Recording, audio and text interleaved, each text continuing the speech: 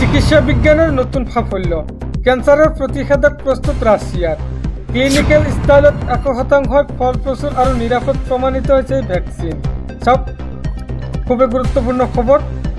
চিকিৎসা বিজ্ঞানের নতুন সাফল্য ক্যান্সারের প্রতিষেধক প্রস্তুত রাশিয়ার অ্যান্টারমিক্স নামক প্রতিষেধক প্রস্তুত করেছে রাশিয়ায়। ক্লিনিক্যাল স্টাইলত 100% ফলপ্রসূ আর নিরাপদ প্রমাণিত হয়েছে এই vaccine. Federal medical and biological এজেন্সিয়ে প্রস্তুত করেছে এই ভ্যাকসিন। ইতিমধ্যে ব্যবহারের বাবে সম্পূর্ণ সাজু হয়ে উঠেছে এই ভ্যাকসিন। কলন ক্যান্সারের ক্ষেত্রে ফলপ্রসূ হব এই ভ্যাকসিন। পরবর্তী খবর, শিৱসাগৰখন কাৰো পৈতৃক সম্পত্তি নহয়। মিয়া খেদাৰ নামত সংখ্যালঘুক অপমান কৰাটো সহ্য কৰা নহ'ব। শিৱসাগৰৰ মিয়া খেদা অভিযানক লৈ সৰব হৈছে আমচুৰ সভাপতি ৰেজাউল কৰিম চৰকাৰ। চাওক খুবেই গুৰুত্বপূৰ্ণ খবৰ।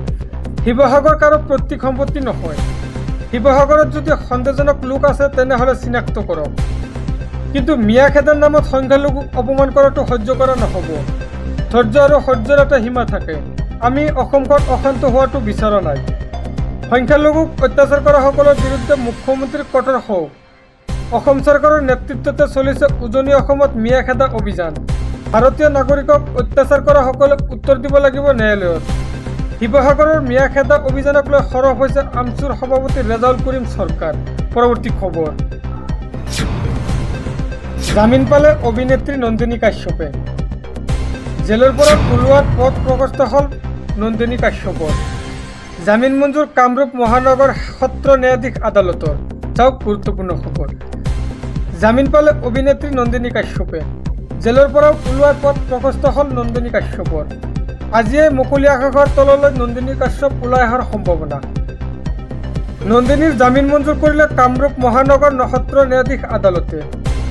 সত্ৰ ন্যায়াধীশে চাৰ্জশ্বিট লাভ কৰাৰ পিছতে জামিন মঞ্জুৰ নন্দিনী কাশ্যপৰ। নন্দিনীৰ হৈ আদালতত যুক্তি দৰ্শাই অধিবক্তা বিজন মহাজনে। 30 জুলাইত আৰক্ষীয়ে গ্ৰেপ্তাৰ কৰিছিল কেইবাটাও ধাৰা সংযোগ কৰা হৈছিল নন্দিনী কাশ্যপৰ বিৰুদ্ধে। থিয়েটাৰ শিবিৰৰ পৰা আহি থাকোঁতে নিশা আৰক্ষীয়ে আটক কৰিছিল নন্দিনী কাশ্যপক। মাৰাথন জেৰাৰ অন্তত আৰক্ষীয়ে গ্ৰেপ্তাৰ কৰিছিল নন্দিনী কাশ্যপক। 25 জুলাই নিশা নন্দিনীয়ে ৰাজপথত তীব্ৰ বেগত মহতিয়াই নিছিল ছামিউল হকক।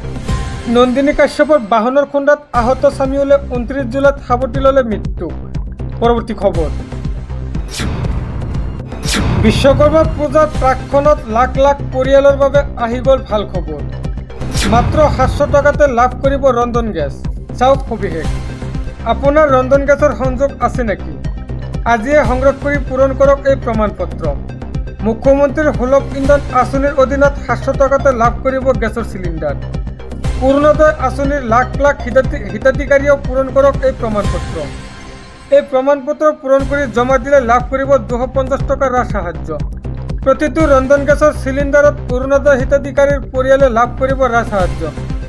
ইয়াৰ বাবে আপোনাৰ আধাৰ কাৰ্ড নম্বৰ সন্নিৱিষ্ট কৰিব লাগিব। পঞ্জীয়নভুক্ত মোবাইল নম্বৰো সংযোগ কৰিব লাগিব। অৰুণোদয় হিতাধিকাৰীৰ নাম আৰু অৰুণোদয় আদি শুদ্ধকৈ দিব লাগিব জমা। প্ৰমাণপত্ৰ পূৰণ কৰি দিলে লাভ কৰিব 250 টকাৰ ৰাজ সাহায্য। পলম নকৰি আজিয়ে সংগ্ৰহ কৰক এই প্ৰমাণপত্ৰ। পৰৱৰ্তী খবৰ, নেপালত ভয়ংকৰ প্ৰতিবাদ। ফেচবুক, ইনষ্টাগ্ৰাম, ইউটিউব খুলি দিয়াৰ দাবীত জেনজেৰ ভয়ংকৰ প্ৰতিবাদ। 16 জনৰ সৈতে হৈছে ভয়ংকৰ ঘটনা। 100তকৈও অধিক লোক আহত। চাওক খুবেই গুৰুত্বপূৰ্ণ খবৰ। ফেচবুক, ইনষ্টাগ্ৰাম, ইউটিউব খুলি দিয়াৰ দাবীত লাখ লাখ লোকৰ প্ৰতিবাদ। 26টাকৈ ছ'চিয়েল মিডিয়া প্লেটফৰ্ম বন্ধ কৰি দিয়াৰ পিছতে চৰকাৰৰ বিৰুদ্ধে প্ৰচণ্ড ক্ষোভ। নেপাল চৰকাৰৰ বিৰুদ্ধে ৰাজপথত জেনজেৰ ভয়ংকৰ প্ৰতিবাদ। এই ভয়ংকৰ প্ৰতিবাদত এই পৰ্যন্ত 9 জন লোকৰ মৃত্যুৰ খবৰ। 100তকৈও অধিক লোক প্ৰতিবাদত আহত হোৱাৰো খবৰ। জাৰি কৰা হৈছে খাদ্য আইন সংযোজন। জেনজেৰ প্ৰতিবাদত স্তব্ধ হ'ল এখন ৰাজপথ। নেপাল চৰকাৰে বন্ধ কৰিছিল 26টা ছ'চিয়েল মিডিয়া প্লেটফৰ্ম। ন্যায়ালয়ে দিয়া নিৰ্দেশনাক অমান্য কৰাৰ বাবে নেপাল চৰকাৰে লৈছিল এই কঠোৰ সিদ্ধান্ত। ছ'চিয়েল মিডিয়া প্লেটফৰ্মসমূহ পঞ্জীয়নৰ বাবে নিৰ্ধাৰণ কৰিছিল সময়। 3 ছেপ্টেম্বৰৰ ভিতৰত পঞ্জীয়ন কৰিবলৈ নিৰ্দেশ জাৰি কৰিছিল নেপাল চৰকাৰে। 28 আগষ্টতে জাৰি কৰা নিৰ্দেশনা নমনাৰ বাবে নিষিদ্ধ কৰা হৈছিল এই এপসমূহ। নেপাল সুপ্ৰিম কোৰ্টৰ নিৰ্দেশনা অমান্য কৰাৰ বাবে কঠোৰ হৈছে এই সিদ্ধান্ত। জেনজেটেৰ প্ৰতিবাদত এতিয়া হলঠেকত পৰিছে প্ৰধানমন্ত্ৰী কেপি শৰ্মাৰ চৰকাৰ।